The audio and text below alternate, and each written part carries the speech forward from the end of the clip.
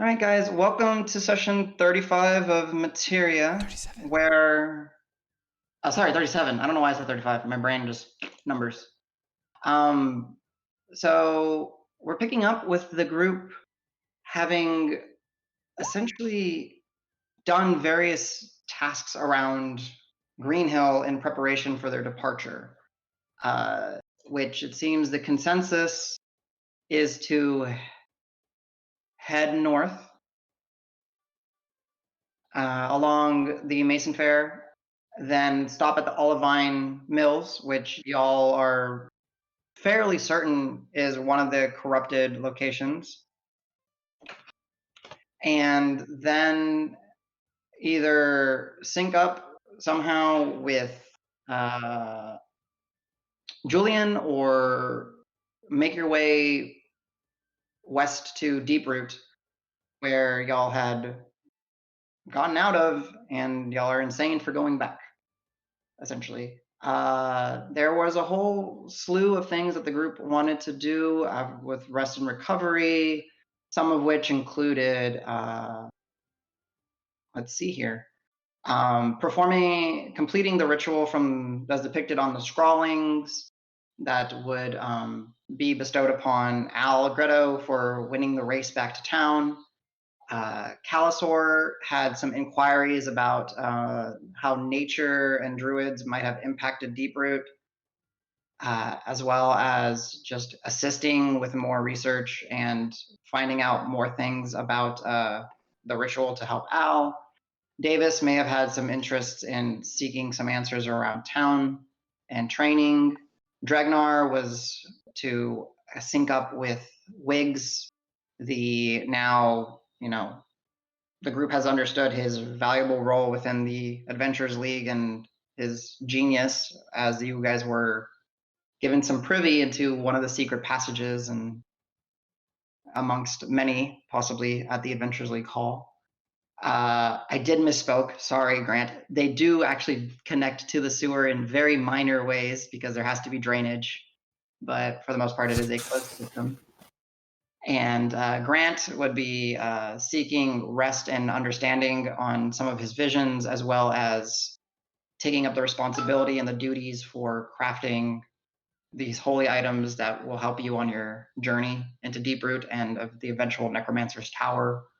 Marb wanted to tinker away with some fire arrows and possibly figuring out ways to enhance the fire arrows, and he had the idea of some sort of napalm, while Roque continued his studies and reflections and basically preparing himself for a difficult journey and possibly strengthening his bond and connection with his familiar Pebble.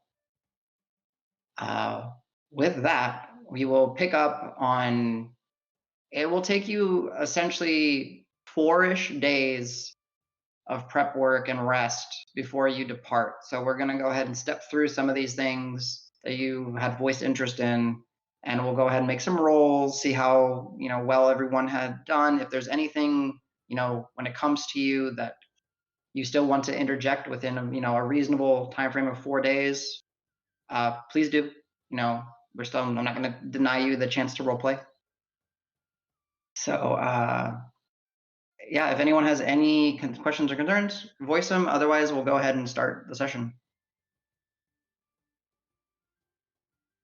I did. So when we did I had done some rolls for my max HP. I think I did 3 of them, and like CJ was just saying I passed every single one. Like he rolled his portents and was just giving me a pass on all of them.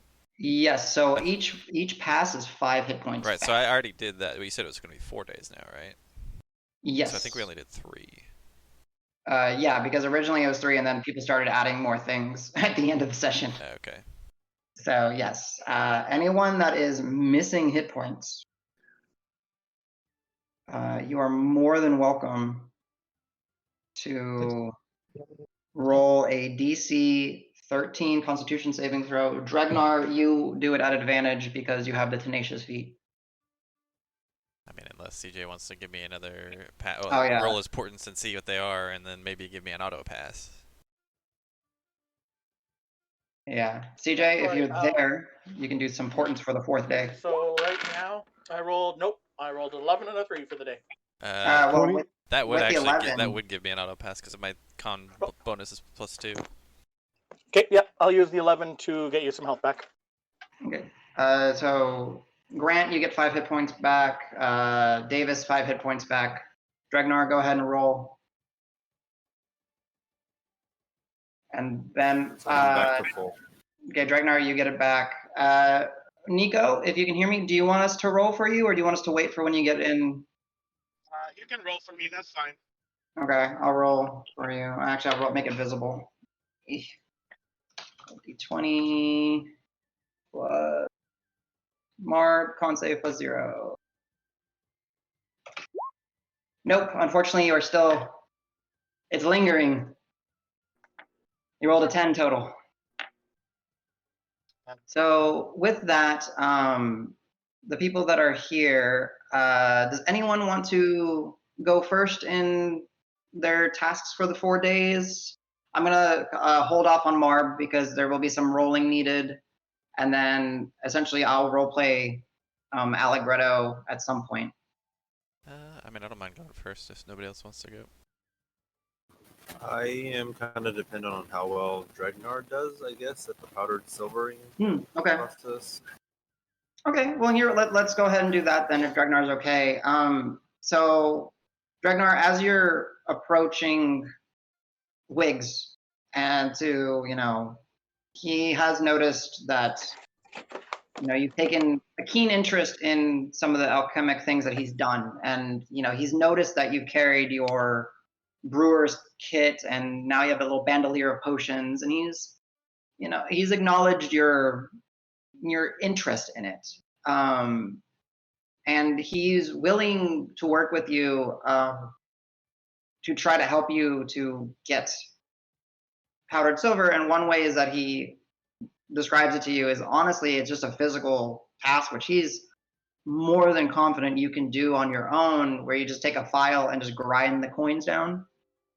The issue in that being maybe the purity of the silver and what other metals might get mixed in and other debris and stuff. But he will work with you over the, with time sparing, and he will attempt to teach you two means to help you. One will be like a liquid kind of solution, and the other one will essentially be, if I recall right, I'll look through my notes here, but we'll go ahead and go in order. So the first one will be,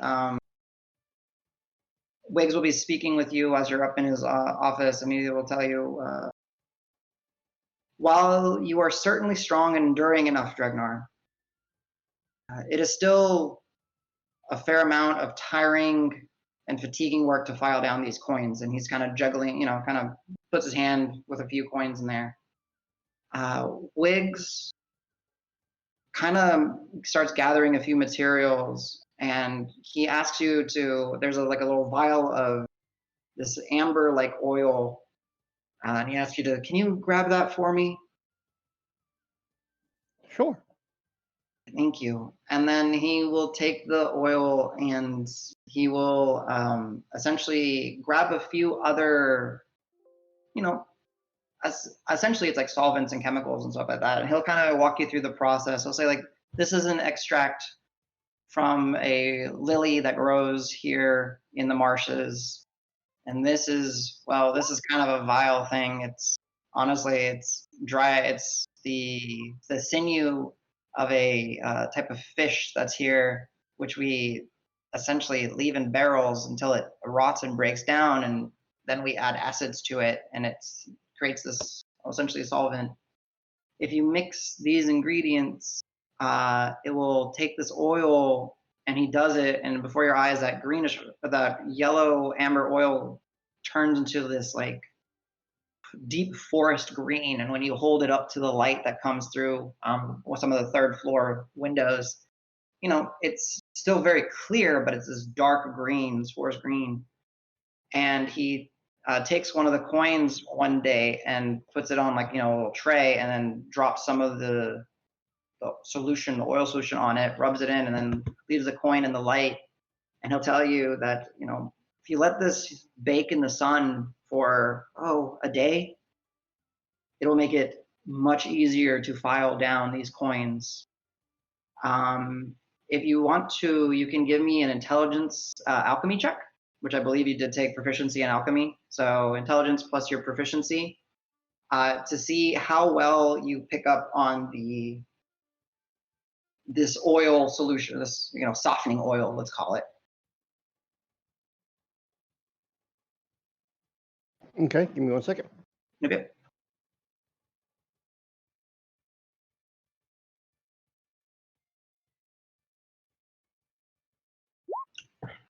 Nice, 17. Okay, yeah. You're fairly confident that you've, gotten the measurements, down. You've made it a few times, you've actually, on the second day, you go ahead and make your own batch. And while the color is just ever so slightly off, Wig just tells you, it happens. Sometimes it's, the quality of the ingredients that go in. And he will provide you with, you will have enough supply probably to, with the 17, with the ingredients that he's given you and your ability, he'll probably give you enough to go through about 200 gold worth of silver. So that's 2,000 coins, right? Am I doing the math right? Yeah. And then you now know, you can add it to your sheet, how to produce, just call it silver softening oil. I don't know, whatever works, however you can remember it. Okay. And then basically, essentially what this will do is if you decide to just straight up grind it, file down the coins, it allows you to do it at advantage after they've baked in the sun for a day. And then he says, here in line, if you do this, the oil itself will be one of those impurities that we need to get rid of. Surprisingly enough, I've been messing around with that, the excess dried hydra bones that Calisor had so masterfully prepared for me. Because honestly, I thought I'd need most of it for this bag that you requested, but I got quite a bit left over.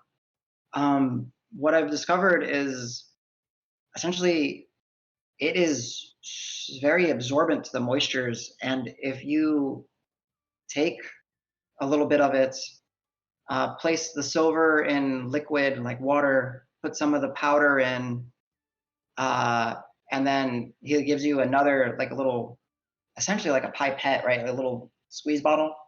And it doesn't have a little squeeze topper, just like you put your thumb and kind of extract it. And it's got a little, what do you call it? A beeswax seal on it. But he shows you how to do it, and he says, you just add about a drop, and then you shake it, and you let it sit. And as he's doing this and showing it to you, you see that, what is this murky, cloudy, sort of shimmering silver liquid with like white gray powdered dust now kind of making like gunky mud water. Once it shakes with the little droplets added to it, it very quickly, you see these like dark globs of residue just start to separate, almost like oil and water, right? When then where there's a dark globs of water, there's another set of almost like fine silver powder getting pulled away, almost as if it's getting repelled away from this residue, and then clear water showing. So it's basically like a separation. And then he kind of explains, you remove the residue. I don't know what you can do with it. I think it's waste. Pour the water out, dry the silver, and you have fairly pure silver. If you want to, Dregnar, you can give me a wisdom alchemist check to see how well you retain the whole process. Okay. If you don't have to make any of this, he will just straight up provide you with enough supplies. Because Calisor did ridiculous on the bone crafting. With or without proficiency? You're using alchemist tool, so proficiency. Can I? Hmm. I was gonna try and enhance ability, but I don't know if I wouldn't. Oh, I mean that's fine. I didn't give you a chance to interact. Grant, by all means, if you would have, been interested to tag along with Dregnar in these ventures because you know how important it is. Yeah, I might be less involved, but it's kind of like just kind of peeking over from the corner, just kind of interested observer. Yeah, go ahead. We can If say that's that. cool, Dregnar. Sure. On one of the days you went ahead and casted enhance abilities. We don't have to track spells because this is all retroactive. Dregnar, you can go ahead and make the roll one more time because you would have had advantage.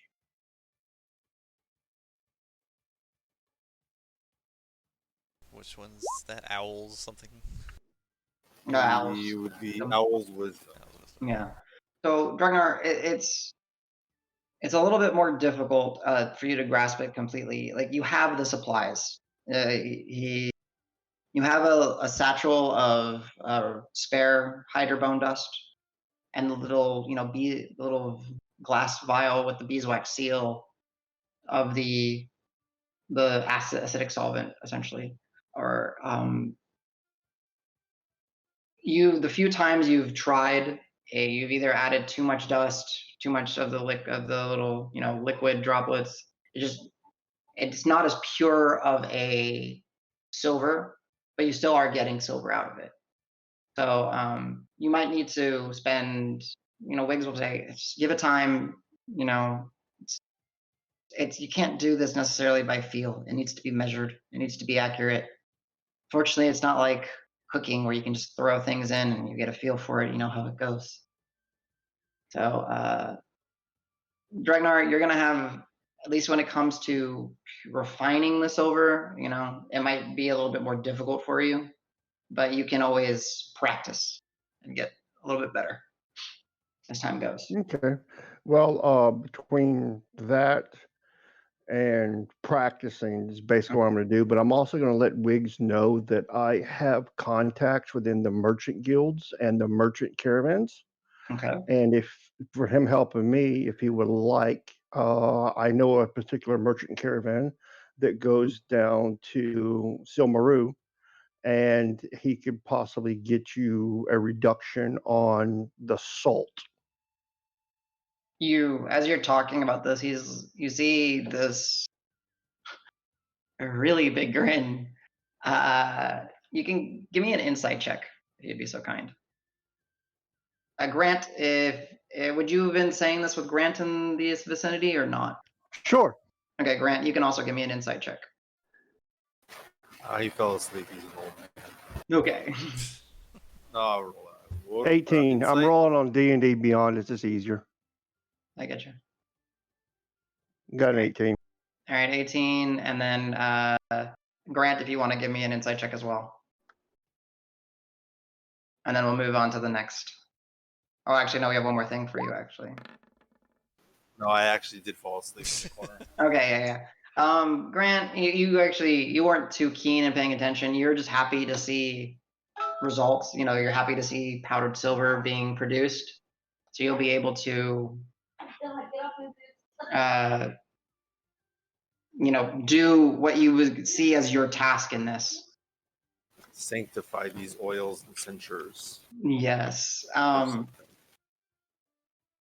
Something you noticed, Dregnar, on coming in is that, Wiggs very much keeps his portion of the third floor like almost like a terrarium and kind of not quite like a aquarium,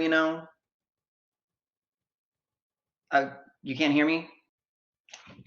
We can hear you. I can hear you. Yeah, I can hear you. I can hear you the whole time. I was making sure he said he can't hear. Yeah.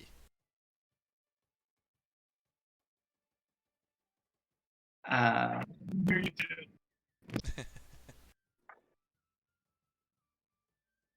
Can you hear us now, James?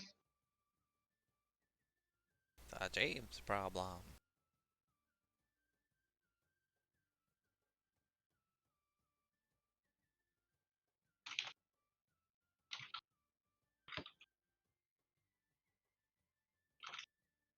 Oh no, Roque has cast silence on Blindness, Dregnar. deafness. Yeah. Blindness, deafness. So I'll go ahead and say it just so it's in the recording, and then I'll reiterate it when James gets back. Dregnar will pick up that,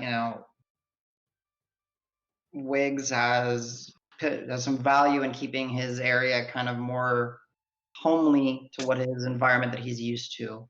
And he has essentially like clay urns that are on over some braziers that are lit, and in there he keeps like a sodium solution essentially, and as it kind of evaporates and cycles and mixes with the air, it kind of has this salt water feel inside his entire part of the home that keeps him comfortable and keeps him essentially sane. Oh, James lost his internet. Okay, so we'll continue. Hopefully he'll get it back. The only other thing that now will need to be done is Grant and Dregnar, you'll need to figure out a way to get silver. The group has, I think it's something like 550 silver currently amongst yourselves. So about silver coins. As of in coins, yes. 550 silver pieces. So what is that? 57 gold or 55 gold. Most of that is on Marb, where he's got the satchel that he got from the Iron Shell random dwarf event. But you guys could, barter and exchange. You could, seek to purchase silver in other forms. But that is now a task that y'all have to do within probably like the next 2-3 days before you depart. So honest question then, how much silver is in a silver coin? Is it like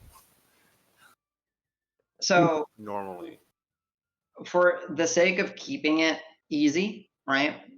With the refinement process, we'll just say that if you have a silver coin, it is worth 1 silver, right? So if you get 1 GP worth of silver, you basically have 10. So, it's going to make it just so it's easy. I don't want to track like crazy stuff. Now, if I was gonna wait for the exchange rates, the currency market to go down slightly, so I could get a better rate. I understand. So, but in standard terms, 10 silver equals 1 GP. 100 silver equals 1 platinum. So, 100 copper equals 1 silver, or 10 copper equals 1 silver. So, you guys can. I'd probably ask Wiggs, like one of these days near the end, because it's like takes like the first day that Dregnar and Wiggs are working on it. So near the end, I'd ask him: does anyone does the league have its own treasury or Currency vault exchange system? I mean, yeah, we go through quite a fair amount of coin just from people requesting work, and it's how we hold our payments. We always do take a little bit of the cut from the adventurers. So honestly, if you go down and talk to Sarah or Hava, yeah, Hava would be in charge. But if she's not available, I know Sarah's your next best bet. She might be able to help you with exchange, or maybe she can even ask some of the adventurers, to trade in coin. I'm pretty sure they'll be happy to get rid of some silver for lighting their purses with just some gold. Right. And Grant's like looking at the recipe for the holy oil. Oh, sorry. Yeah, it's a bit of a hefty cost. That's 75 GP worth. Yeah. No, I was looking at it. I was like, it says here that you have to sanctify the mixture. Do you do that yourself, or is there someone in town who handles this kind of stuff for you? Are you talking about the yes? So The holy water. yeah, so essentially, Grant, I believe just your ability to channel the favor of your deity. You're a vessel. You should be able to sanctify it yourself. If you need help, perhaps so you've seen Green Hill. It's not necessarily the most organized village or town. We don't necessarily have wards or quadrants or anything like that, but scattered throughout, and you'll be able to find shrines. There's so many different viewpoints here, and different, adventurers and merchants from all over Cled and possibly beyond that. Most of them are established, and you can bring your own iconography and holy symbols, and set it up for the day, for the time. Perhaps there you might be able to find someone of similar belief, or at least find a place to focus and work. If Got it. Nope. Thank you, Wix. I'll ask Kava or Sarah to direct me to one. yeah, hopefully they're likely to be out and about a little bit more than myself. I kind of don't leave this place very often. Thank you. Yes, Dregnar, James, if you're back, can you hear us? I can hear you. Okay, so your insight check, what you would have picked up on is very simply, yes, he's very much interested. He very happy to hear that you have contacts all the way in Silmaru. Because basically what you've noticed is, his lab, his office, his room is kind of like a coastal terrarium. He has clay pots scattered throughout that have a heating element, be it a brazier or something underneath them, and they cycle evaporated water that is latent with dissolved salt, and a very small portion of that does get out, and it kind of keeps it, coastal for him. And you've seen the little crustaceans, such as the crabs, and all that scuttering by, and even he keeps some sand here. So he will thank you. He says that is a very tantalizing and pleasant proposition, and I would,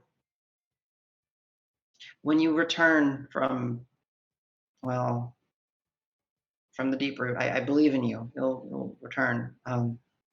Very much so. I would like to follow up on this. That'd be wonderful. Thank you. Yeah. And before I leave, I'll go ahead and send a letter to my contacts. That way they can kind of, because they're not always in Whitlaw. So, Yep. Okay. and I'll leave the address here, and I'll put your name on there as well. So if it comes back while I'm gone, go ahead and open it up. Okay. Are you contacting Whitlaw, or are you contacting back in Usagi? Well, I'm actually going to be doing the trail for Mehab. The furthest north location is where I'm going to set it to, but I'm assuming it's going to have to go to Whitlaw, then down that way.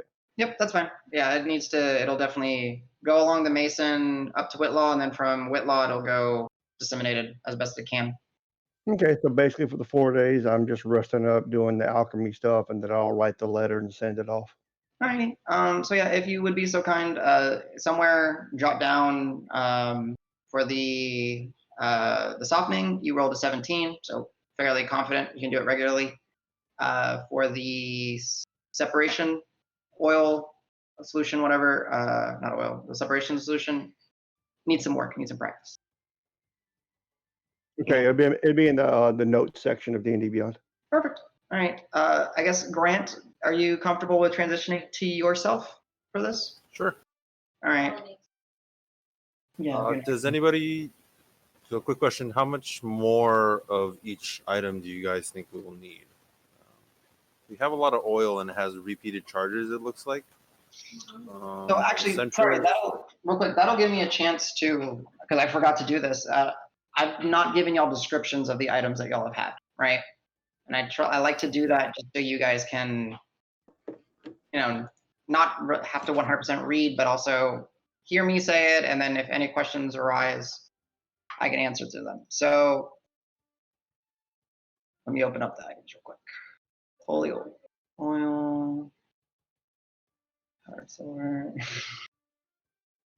Holy water is the same as in the base game. Yes, holy water is base game. Oh, great.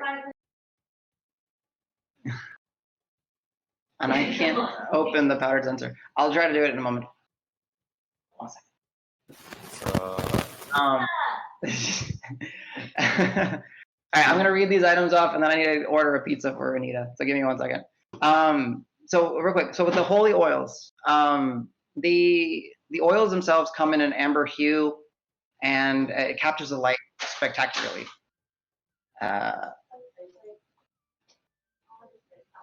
Yeah, they all want me to order them pizzas. Thanks. Wait, what? They all are wanting me to order them pizzas now. I told you. Yeah. I literally was like, I can go to bed hungry, or I can bug him to order me a pizza and keep drinking. I'm too drunk to order pizza. I'll order too much. You just want cheese pizza, right? I think I just want cheese Okay, pizza. gotcha, But okay. then when I look at the menu, and I What's also that, guys? I also would like pizza, please. All right.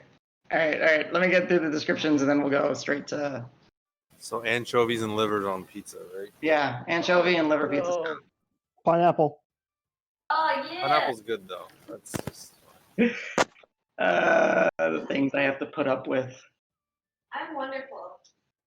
Yes. Okay. So, very wonderful. So, yeah, holy water is your standard stock holy water. You know, it is not the most rare adventuring gear that you run into. It's water that has been sanctified and blessed in some way, and usually uses powdered silver in that process. The holy oil is of amber hue, and it captures the light in its spectacular fashion. The oil can be used to coat a weapon, 2 human fists or humanoid fists, or up to 5 pieces of ammunition.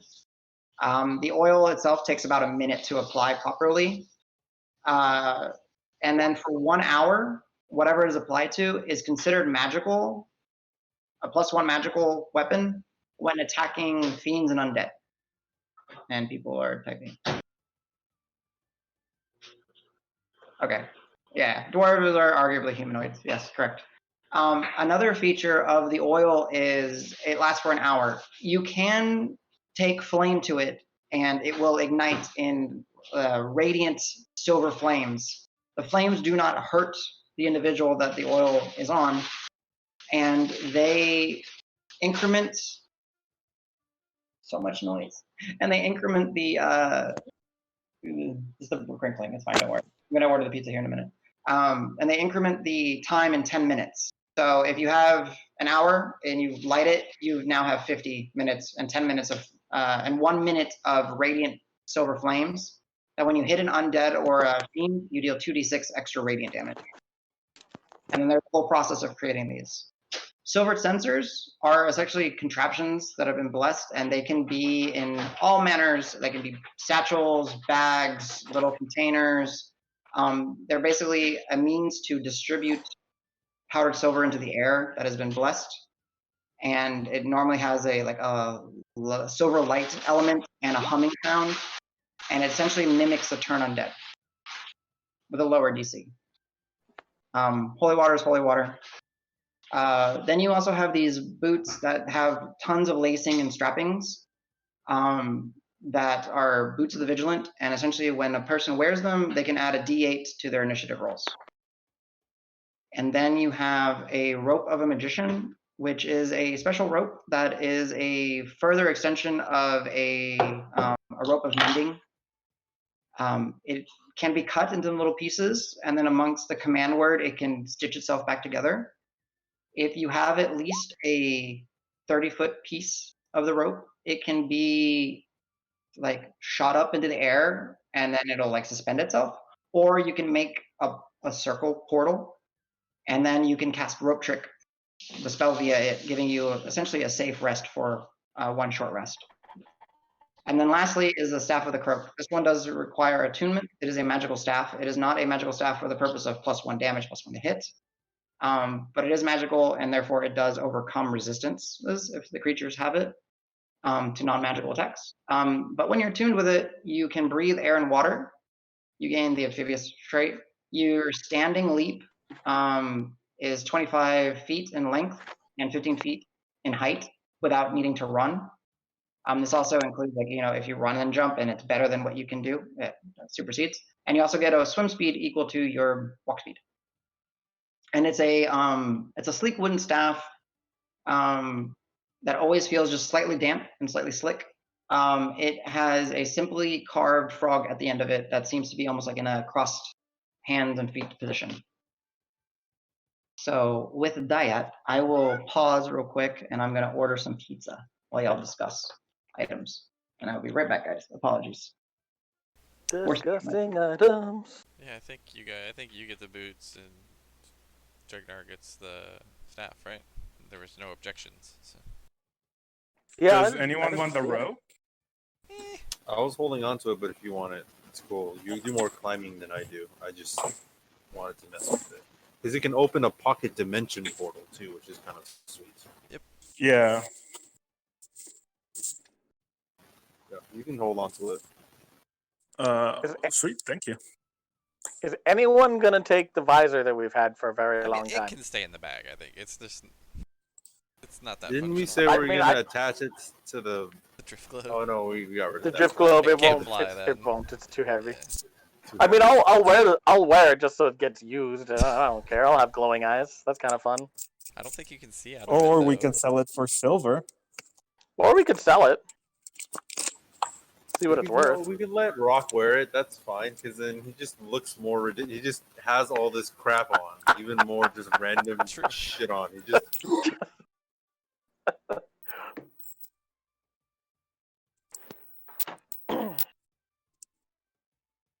Did everybody go away, or No, did I just- lose We connection? just stop talking. No. No, we're Oh, We surprisingly agreed like pretty unanimously. Yeah. Or pretty fast.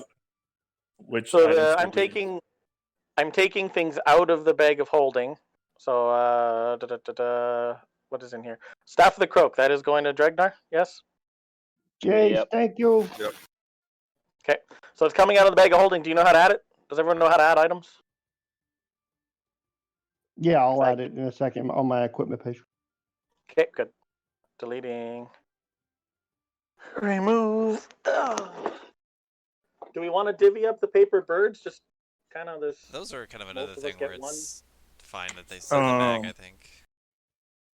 Yeah, and then hand. I them mean, out if at a somebody time, really I wants think they one, never that's use fine. them. But it's not like the things that I'm saying we should divvy out are stuff like we'll want to have ready to go, like in combat or something. Like at a moment's notice. Yeah. Paper birds is like we're not gonna just like shit. I suddenly need to talk to somebody and send a note.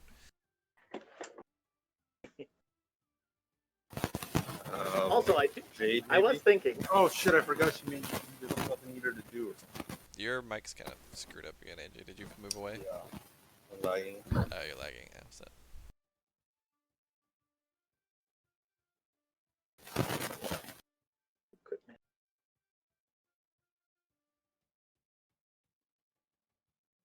So while we're waiting for a second, I have something I wanted to run past you guys and tell me what you think. Sure. Okay, so intimidation and persuasion both go off of charisma, If by which default. I can understand that, but I was thinking of a scenario if Al and Davis are trying to persuade Dregnar, he would more likely go with Al. But if they were trying to intimidate, he'd most likely go along with Davis because of size. Well, so mechanically speaking, I was actually there's a good video out from this channel called WebDM that so the skills associated with, or the attribute associated with the skill is kind of just a general suggestion for default. So like we've actually done it before, I think, in this campaign where one of us has been able to intimidate with like strength, because that makes sense. Like if you're like flexing and like saying like I'm gonna beat you up, and just like with your sheer might you're trying to intimidate them, then you can do intimidation with your strength. But whether or not you have proficiency is just whether or not you're used to intimidating people. But like if you're doing it via different means other than just like talking to them slightly, then yeah. So like that column where it says like mod, like that can change, I would say, based upon how you're doing something. In the video, they were doing all sorts of weird shit, like how you could use like intelligence for like athletics and things like that. It's just like, weird, but you know you could do that. Like another one would be like strength for stealth. Like if you're like having to hold on to something, like they hang from the ceiling while somebody's going by, like you're really like you're not being that stealthy dexterity. It's like you gotta use your strength to hold on. So it's like, but if you're really good at being stealthy, then your proficiency would still apply, but the stat would change. So Okay, so I'm not nuts for thinking that. no, Cool, not at thanks. all. It's actually really good. So that I would say for everybody that should encourage you guys to, like, if you're trying to do something and your like numbers aren't very good for it and you think you can do something a good way, like a better way, then say like, or like, so like my nature check is pretty bad, but like I also kind of grew up in the wilderness, so like I could say, hey, I am thinking back to my time growing up, and like he might allow me to use like my wisdom or something like that instead of my intelligence because my wisdom's better. So if you can narratively describe how you're trying to do a specific thing that might require a skill check, you could say, you know, that might draw on my like wisdom or something else, or charisma or whatever. Then, you know, Adam's pretty forgiving. He'll definitely allow if it sounds reasonable. Actually, I'll find that video and link it. It was pretty We good. have a lot. We don't necessarily have to make more, right? I don't think so. Hey, It am I would back? be a shame to like make all Yeah, you're back. these oils and stuff and then never use any of them. I think we're good Just, on like, the throwing oils. money into- A couple extra censures and maybe another flask of holy water might be nice. But Yeah, but I the also oil- bought an alchemist kit so we can make it on the road. So Yeah. I would like a few extra ones for like fire arrow shenanigans. Yeah, that's So it the, can I catch can on do that. fire. That's So we don't need to have a bunch left, but definitely an extra few. Adam, real quick. The question arose about using alternative things for skill checks, and I said that you'd probably be down as long as people described what they were doing. Yeah. Okay. I figured that was the answer, but I didn't want to like just say it for sure. Yeah, guys, I am 100% for you guys creating situations where you guys can roll a check. And then, like, if, you know, I ask, I don't want you to be like, hey, I want to roll a stealth check, right? You say, like, I'm going to go in and try to be quiet and sneaky and make sure that I keep an eye on my back, right? And then for whatever reason, you're saying, like, you know, I say, okay, give me a stealth check. And you're like, well, could I use my charisma as if I'm performing to try to make myself look like a drunkard, you know, not stand out or something like that? I'd be like, okay, cool, creative, yes, you can do that. I posted a video in general which talks about that too, it was pretty good. Okay. Cool. It should maybe Okay. hopefully get some inspiration for that kind of stuff. Mm-hmm. Alrighty, boys. So, picking up where we left off, I don't know if you paused the recording or not. Nope. Okay, perfect. All right, so Grant, we'll jump onto you as you're discussing with the group. I don't know how much extra silver or how much you want to exchange. just gonna start with the pair of extra censures. Okay. Bottling up. It's like bottling up a channel divinity, a turn undead. So Essentially, yes. So a little bit, you know, where you don't get a set, the DCs might be a little bit weaker, the radius might be a little bit smaller, but hey, in a pinch, it could definitely save your butts against lesser undead. So, are we making 2 more censures? Should I add them to the bag? Well, he needs to go through the process, but Okay. yes. So based off of the checks that, you know, Dregnar did earlier with wigs, you definitely have enough material. So I don't know how the group wants to handle it. I know that Marb has like 450 silver on him, but as the group does need to reduce their funds, you know, using what you're making. So just we'll figure out a way to track it. But Grant, so as you had this discussion with Wiggs, and he, you know, directs you, like, he doesn't necessarily know, but he knows that there are those little shrines scattered, like peppered throughout Green Hill. As you, well, in short, as Green Hill goes, there's not really an organization to the layout. and asking around, seeking help, even with the directions that Hava gave you, you easily got turned around and kind of mixed up. And then you had to go to, walking through and asking burden cause, commoners in the street, merchants that you run into, and I walked into one of the apothecaries and they tried to sell you some, oil for your beard and stash and all that, but you're determined and focused, and you're getting, at this point, honestly, probably a little bit frustrated amongst, trying to pinpoint these holy shrines amongst the maddening discord of structures that is Greenhill. I wasn't even going to do the actual alchemy today. I was just looking for the stupid shrine. I haven't even brought any of my stuff with me. That's fine. So the search in itself proves to be a little bit frustrating. So where most villages and towns normally have, shrines and temples to specific deities, usually of the, the 11 on the pantheon, if not otherwise local deities or, things of fable, that seems to lack in Greenhill. The walking through, go ahead and give me a survival check. You can, yeah, survival check. Kind of substituting it for a streetwise in older editions. Better edition. I said better edition. 11. Yeah. Okay, 11. Nice. So frustration does set in, Grant. You just wanted to pinpoint something, so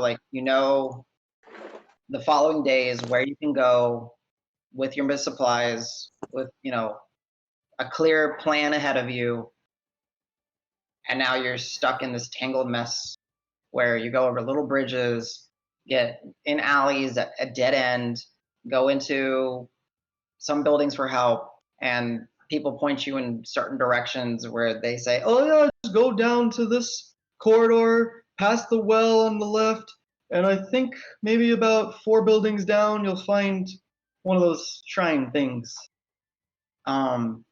This entire time as you're marching through Greenhill, you are hearing some and seeing some individuals in very simple garb. Like we're talking, brown prior-esque garb. If you're familiar with Game of Thrones, essentially like the sparrows, the faith militant kind of, but not with not with the gnarly carvings on their forehead, and not necessarily armed, but with the simple, I guess almost like burlap or very common linen clothing, and they're gathering in certain locations, and some of them are calling out about, oh, the mother's bounty continues again this year. Look at how heavy the runs are in the river with so many fish, and the vegetation is flourishing. Yet another wonderful harvest. And then you pick up, go ahead and give me a perception check to see, if you pick up on anything that stands out or catches your attention with some familiarity. Yeah. And 21. Okay. So you do hear, as you do eventually run into one of these shrines, and upon it you look at it, and it's an unusual presentation of something adjacent to a gazebo. The structure is made of wood and thatched plant materials, where there's a central altar, and the altar is of stone and wood and simple metals. This altar is caked in wax of hundreds, if not thousands, of melted candles. Here you see baskets and barrels of fruit, of fish, of fish hooks, and simple, things that you would find throughout a fishing village and the local area. And what's interesting to you is, you were told that these are very neutral. They're very, people come and set up. It looks like this has been set up and converted to this mother of bounties, as you've heard them call out for some time. And it looks like they haven't. Not one of the 11. She is not one of the 11. You can give me a religion check to see if you've heard anything about her.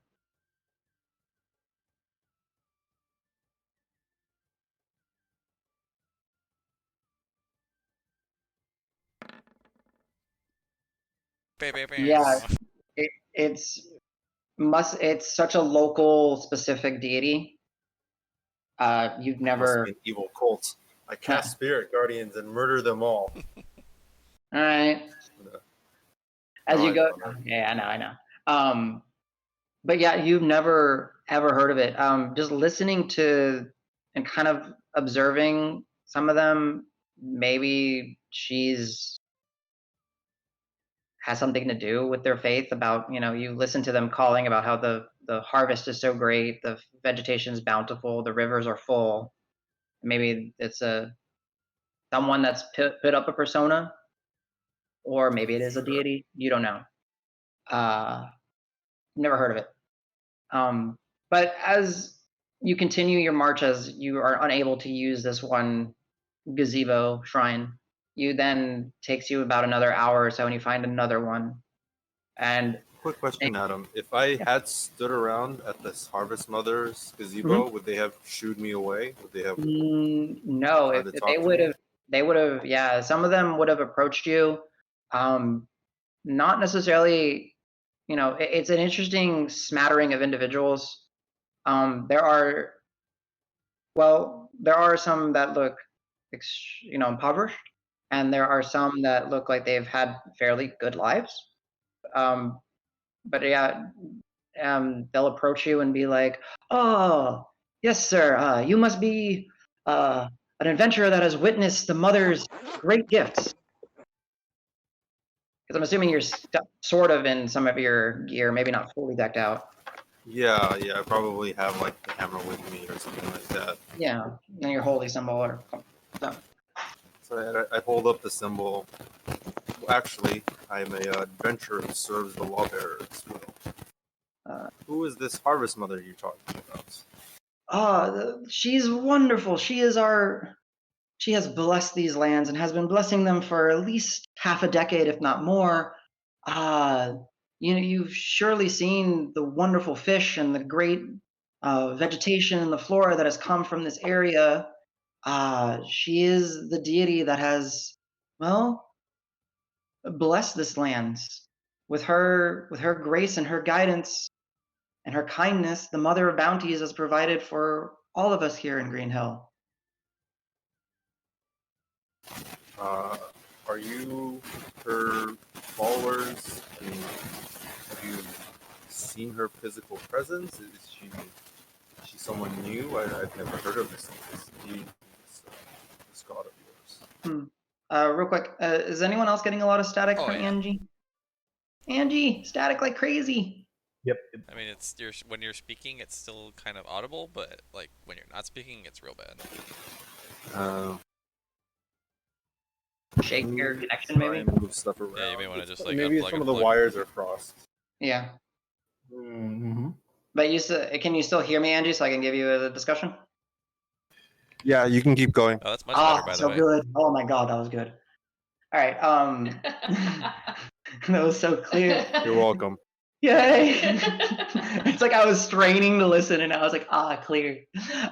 So the man who's talking to you, that he's just honestly, you've seen his face 1,000 times. Like, he's the most common looking individual you've seen.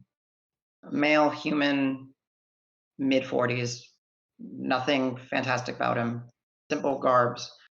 He goes, "Oh, I am just a simple follower, and I come here to pay my respects.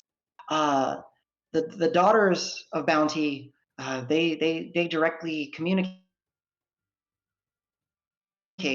and share the wisdom and the faith of their mother." Daughters of Bounty. Yeah, they're like, I guess, the closest, I guess. They interact with her in some means on a more spiritual and religious level.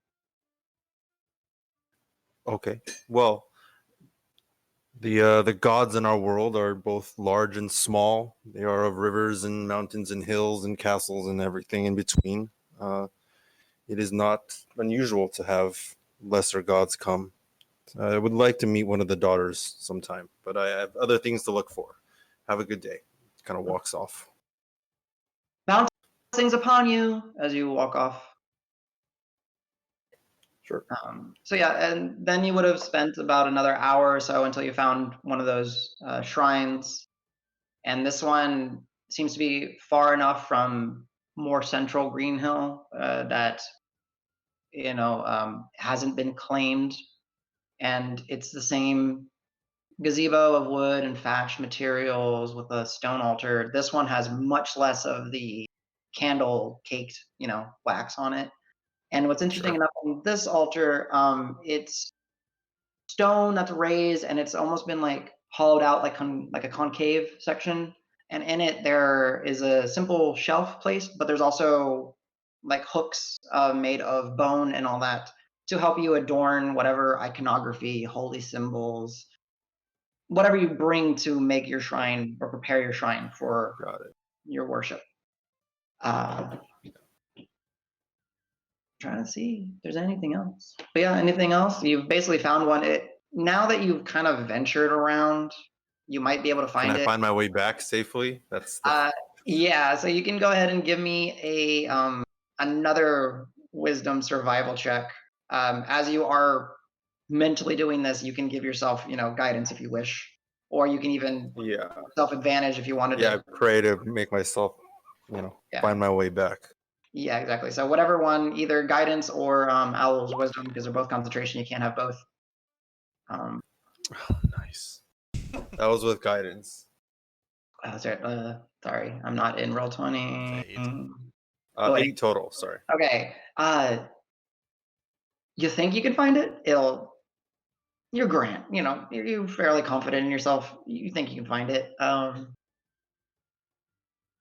The next day, are you going back, and then the next day you would have tried to go back to the shrine? Is that essentially the plan? Yeah, I probably would go back and meet up with Dregnar to get a little bit of silver to make a couple censures. Okay. That costs us 50 gold worth total. No, it's 100 gold worth of silver to make 2 more censures is what it looks like. Yeah. Okay. So 10 plat worth. So 100, so 100 gold is, sorry, how much did you say is 100 gold worth of materials? Yeah, 100 gold worth of materials, it says. Yeah, so, so 10 platinum worth or 1,000 silver worth, however you guys want to track it, please do. But you're able to make the exchanges as needed.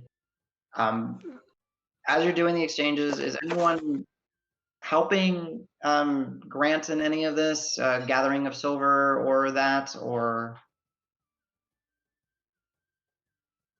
cool? All right. Okay, gotcha. So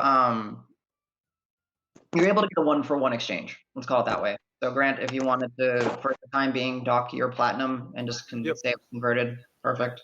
Yep. You can work out with the crew on how much they owe you. It takes you. Resell it. We're gonna be famous, and these are gonna be collector's pieces. Next time we're having a party, these are gonna be like, I don't know, things we're gonna sell while Roque is getting hella drunk. It's gonna be perfect. Just watch. I'll make them in the shape of a little turtle. Yes, yes, I'll do. We'll hand them out like those little cat dolls at Japanese restaurants. It'll be perfect. Limited edition iron shell collectible figurine. Nice. Exactly. We'll form our business. We can retire from adventuring. Perfect. We'll buy that farm we always wanted. It'll be like that singing fish that you hang on your wall, only it'll be the turtle that does drinking motions. How dare you not mention dances. Billy Bass by name? Thank you for Is it not. really called like that? Yes. Billy Bass? Yeah. Oh, wow. So, so Grant, on the next day, you gather your materials that you need, confident in, you have those supplies, you have your holy symbol, and you head out, and it takes you 2 hours or so to find the shrine. Man, I'm an idiot. Okay, yeah. I 2 mean, hours. Greenhill is a tangled mess. If you're not from here, you can see why people get lost. Probably passed by the Harvest Mother's shrine like 3 or 4 times. I'm like, oh, not these guys again. Oh, god damn it. Actually, Yeah, with that, at one point you do pass up the same one, and you see, interestingly enough, you see a singular individual, and it is of a female. She is in not necessarily much finer garb, but she is in a little bit nicer, browns, long dark hair, and she is giving some sort of sermon about the mother bounty, her patron. Uh-oh. Are you interested in stopping by, or just take note, walk along? What's going on? I'll just stop and listen for a second. All right. As you do, yeah, high enough perception. You notice that the way her hair is combed, it covers half of her face. Fairly, a normal-looking human individual, but her dark hair is purposely combed, covering one side of her face.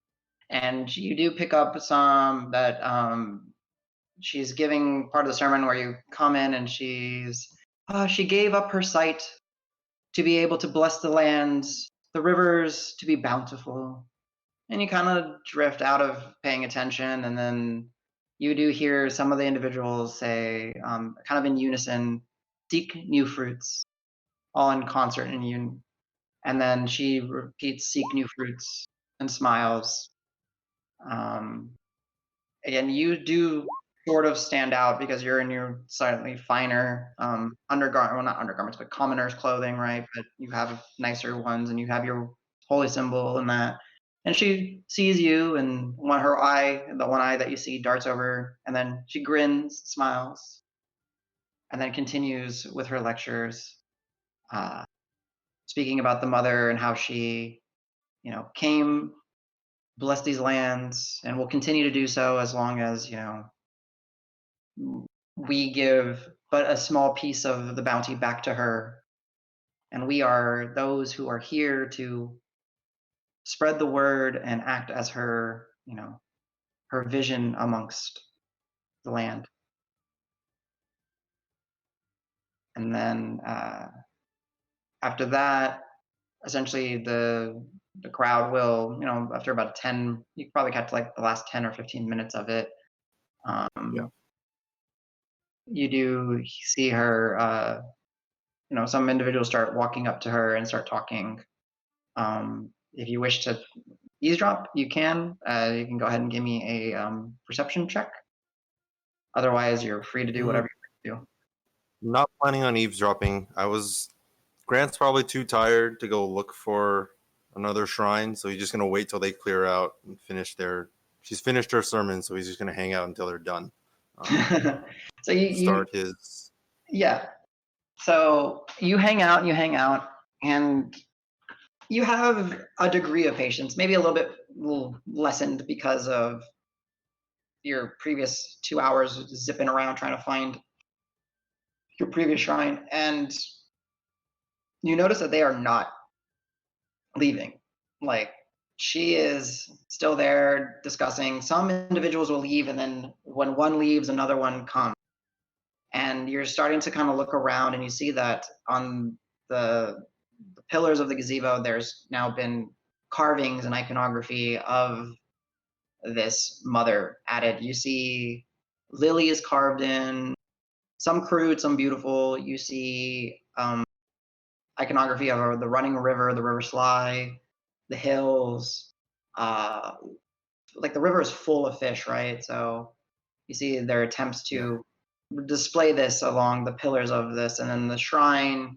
You see people where they've taken chalk or coal and some means and drawn some, depictions of the gifts and the bounty that the mother has provided. And at one point, as you're sitting there waiting and, maybe realizing that these people are not dispersing, that sister approaches you and says, "Hello, stranger. Interested in the mother's teachings?" Yes. Yeah, I was interested in hearing your sermon. It was very pleasant. But I only caught the tail end. What are the teachings of the Harvest Mother? The Mother of Bounties. Well, they're actually quite simple. It is to take care of the land, take care of your neighbors, and the land will supply. The Mother, since you are new, one of the earliest teachings we have is the Mother gave up her sight so that we may reap the benefits of her gift. She planted her eyes in the land, and from there sprouted the many fish in the rivers and the growing vegetation amongst us. It is but a small sacrifice for us that allows that we, and then you see her kind of brush her hair to the side, and she is straight up missing her eye. It's scarred over, or seemed to have been removed. That we make this small sacrifice, though, that allows her to see through us. Does the Mother of what was it again? Mother of Bounties, Mother of Harvests. Mother of Bounties, yes. Does the Mother of Bounties tell her followers to forsake the other 11? Oh, no, she would never attempt to tread somewhere so high. She is just but a kind icon that has taken some sympathy upon these lands, and with what power she has, bestowed her blessings.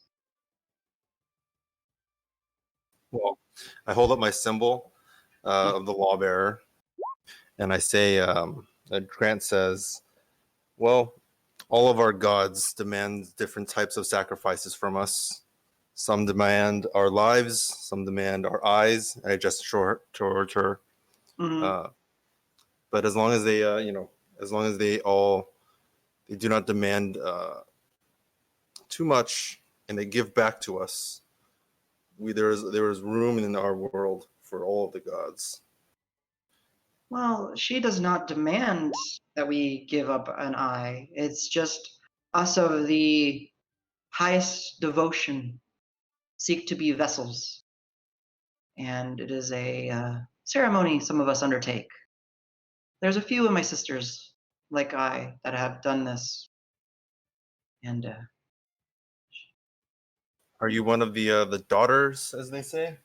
I am. Daughter Kenya. Pleasure. Daughter Kenya. My name is Brother Grant of the Lawbearer. The lawbearer is just.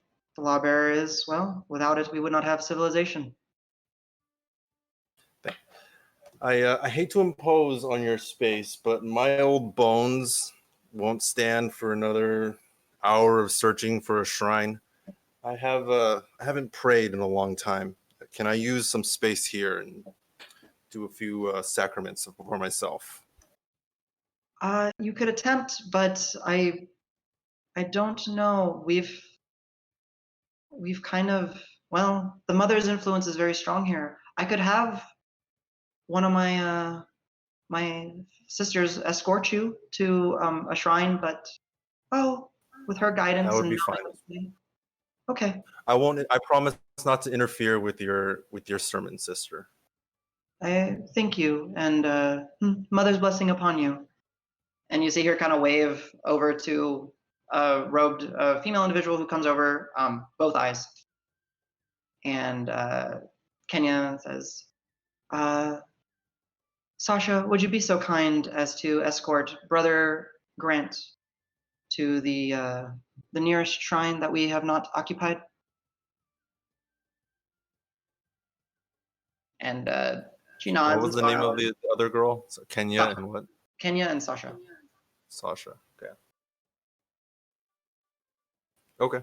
Then I will follow Sasha to wherever then. All right. And do my priestly duties and make my holy censure thing. All right. So as you're walking, she guides you through town. She knows it like the back of her hand, and she gets you there within 15 minutes. and she really isn't striking conversation. She just essentially, says, "Follow me," and she guides you. You kind of follow, step, or maybe a step behind, and then you essentially get there, and she bids you again, "Seek new fruits, Brother Grant," and Along the walk, if I were to have asked her questions like, "Oh, how did you become part of the Daughters of Bounty or whatever?" she would say, "Well, my family was struggling and did not have much, and with the gracious gifts and abundance of food, uh, the struggles or the hunger in our bellies went away, and I sought to seek my respects. And I believe in her teachings and her ways, and I have devoted myself to her." I see. How many daughters of the Bounty are there? How many are there like Kenya? Oh, I am aware of perhaps 4 that I can think of. Um, they have been following the mother for before she was perhaps even a notable figure here. Go So ahead and like we go ahead. Yeah. so we like arrived at the shrine, and I've started to like set up a little bit. I'm like hanging Amara's mom's thing up. I put my symbol down. I take out some like regular candles, and I want to start my own little prayer ceremony.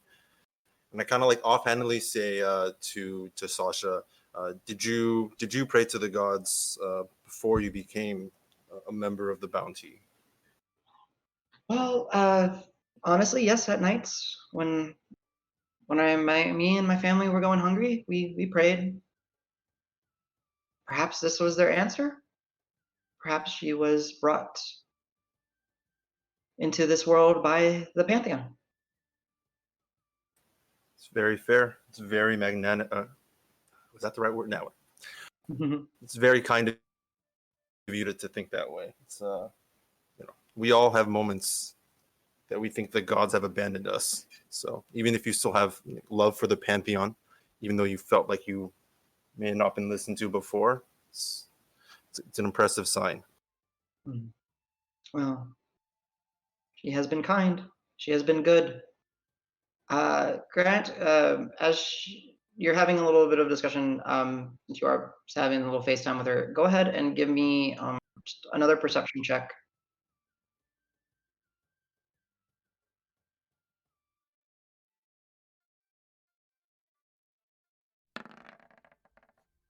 An 8 total. Not your day.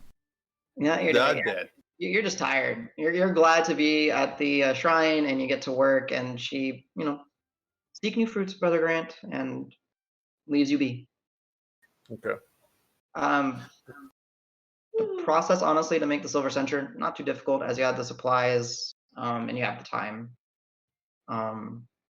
So Just a bunch of chanting and walking around, waving a candle with a little smoke. Smack myself in the head with a board every once in a while. You know the deal. Yeah, test the silver once in a while to kind of throw it up in the air and see if it like does a little silver light and hum as it's supposed to, and you're like, yeah, I'm getting close, getting close. Witness.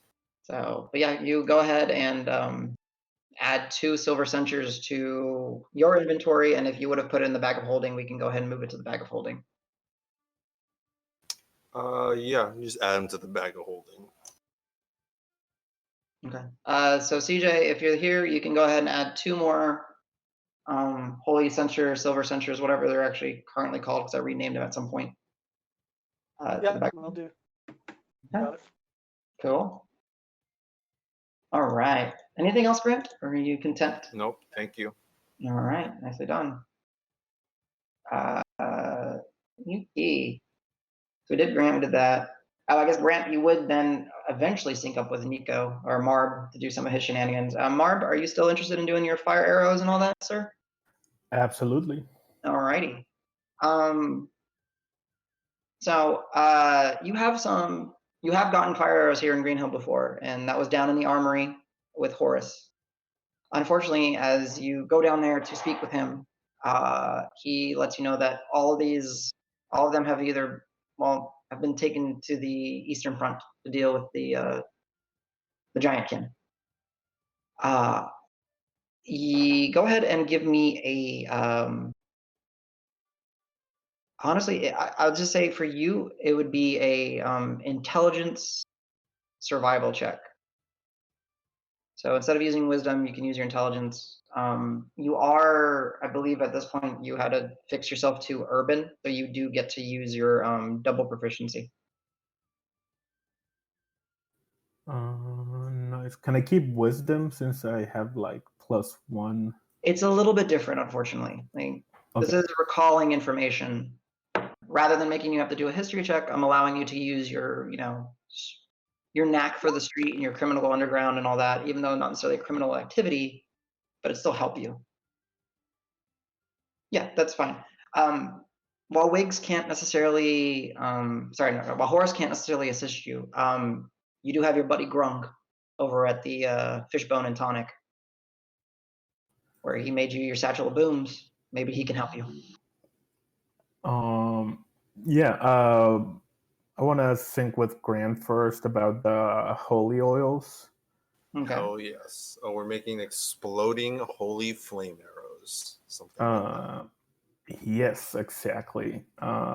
So I find Grant and it's like, hey, do you have like a holy oil vial that I can take a quick look at? I think they're all in the bag of holding. Where's Roque at? So where is that damn turtle? Easy enough to find Roque. I spent the majority of my time just studying spells and stuff in the room, so I'm pretty easy to find, or at least at the guild. Mm-hmm. So we run upstairs and get sweet. an oil. Then I'll still tell Grant like, hey, I'm gonna go see Horace. I'll be back if anyone asks where I am. And then I go find Roque. Like, hey Roque, can I see that bag of holding real quick? I just need a holy oil, and like poke my head in there. Yeah, absolutely. Here you go. Sweet. So the first thing I want to do is uncap the holy oil and just dip. I guess first I'll go out to like the training yards and the Adventurers Guild. Okay. And then I'll like put the arrow tip inside the holy oil, light it on fire with like some flint, and shoot it at like a dummy target and see how much fire it lights up. Okay, are you spending a lot of time to apply the oil and get it to kind of, per the item, it takes about a minute of application, or are you just dipping it real quick and then lighting it and shooting it? Yeah, I want to do. I mean, I can leave it soaking for like a minute. I'll put like 2 arrows or however many fit in like the little opening of the bottle. I just want to run like some quick experiments to know. You're able to prepare 5 arrows maximum with 1 application of a minute. So if that's what you want to do. No, like this is more for like experimentation. Okay. I also want to try something else in a second. Okay, so I won't say that you use up a charge. Okay, I get what you're doing. Okay, so you're just testing it. Yeah, so like let's say like dip it real quick, light it up and shoot it, and like can I get an estimate of like how much is burning, for how long is it burning for? Interestingly enough, okay, so as you do that and you spark it, and curiosity, you kind of run your fingers through the flame. The flame is cold to you. Mm-hmm. You shoot it at the target, it hits the target, there's that little silver flame, but it's not spreading. Oh, that's right, because it needs to be undead. Okay, but the flame is still like burning, right? Yeah, so the flame will sit there, and after about a minute, it just kind of simmer down.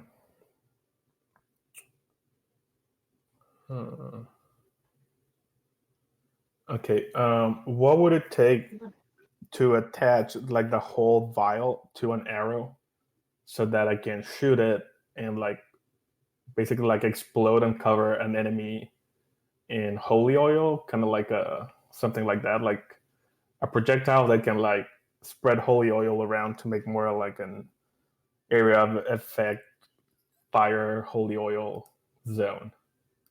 Does that make any sense? You're muted, Adam.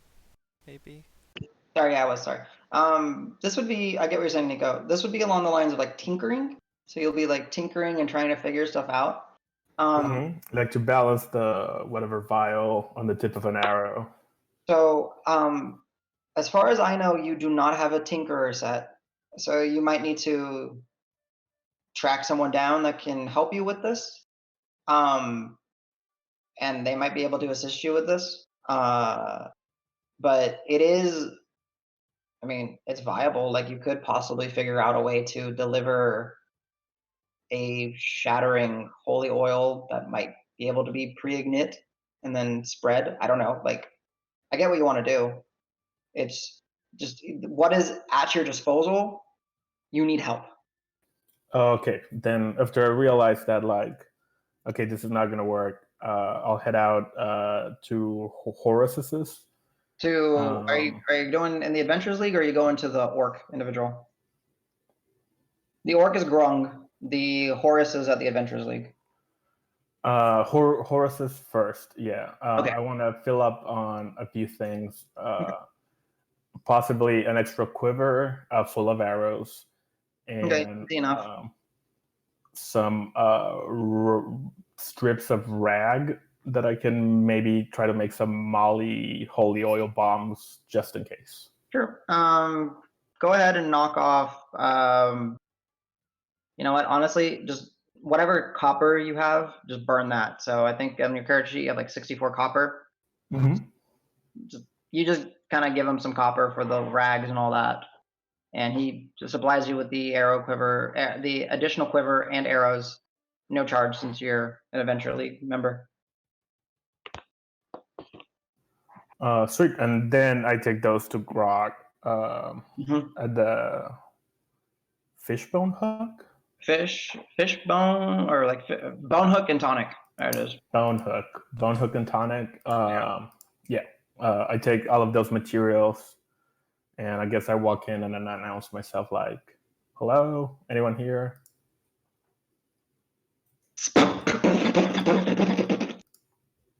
1 minute. Definitely someone here. As you see, like bright white sparks like flashing in one of the, over the counters and all that on the far corner. He looks over. He's like, "Hey, this is my feathered friend. How have you been?" Grog, mummy, and fantastic. First of all, let me compliment you on those boom cans. They were amazing. They even almost killed one of my friends. Ooh, top-notch craftsmanship. I'm liable for that, but I'm glad that was a user error. Don't worry about it. Okay. So timing and everything worked. Like shake, throw. Yeah, shake, and like few seconds later, a huge boom. Did you hear the story of the crocodile? Oh yeah, I heard it. You used it to blow it to bits. I heard that. Yep. My friend was unfortunately caught on its jaws while it happened, but good times. I enjoyed that explosion. I don't think your friend did, but sweet. I got a brand new project for you, and I'm gonna put like the quiver of arrows that I just got, the vial of holy oil, and explain to him like I'm basically looking to adventure to some unholy places, and I want to try to make some sort of projectile that can either like shoot fire. It's pretty simple. I can just dip them. I just tried it back at the Adventurers Guild. I want to create more of a type of arrowhead that I can fill with the holy oil that I can shoot and explode. And I'll tell him like I brought a few rags as well, and see if we can implement it as some sort of what is that thing called? Like the little like cartoony bomb thing that goes down when you light it up. Cartoony bomb, like a fuse? A fuse, yes, thank you. Like use them as fuse so that once the vial cracks open in the crowd, there's a source of fire there to light it up as well. Mhm. And I thought, who is the smartest man that I know in this town? And then, of course, I thought, oh, obviously Wiggs. But then, who is the most clever man in town?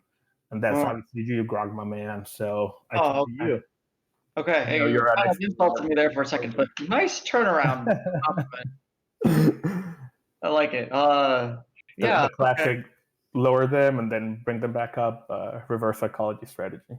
Yeah. So you kind of see he's still got like his heavy leather apron on, and he took off his gloves and stuff like we're talking. He's like, okay.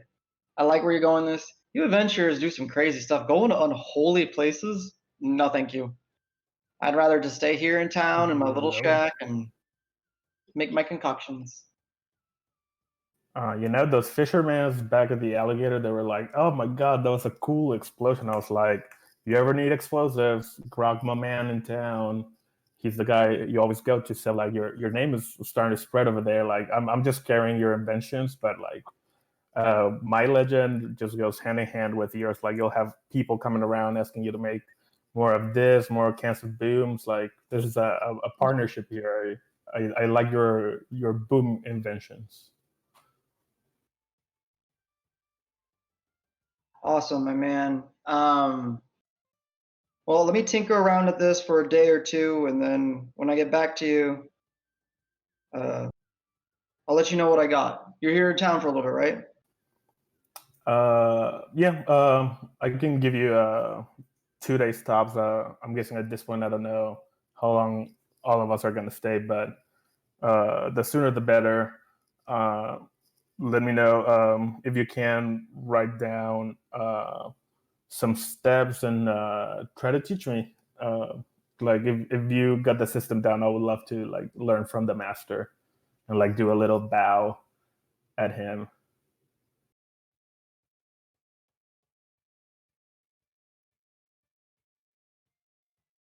Man.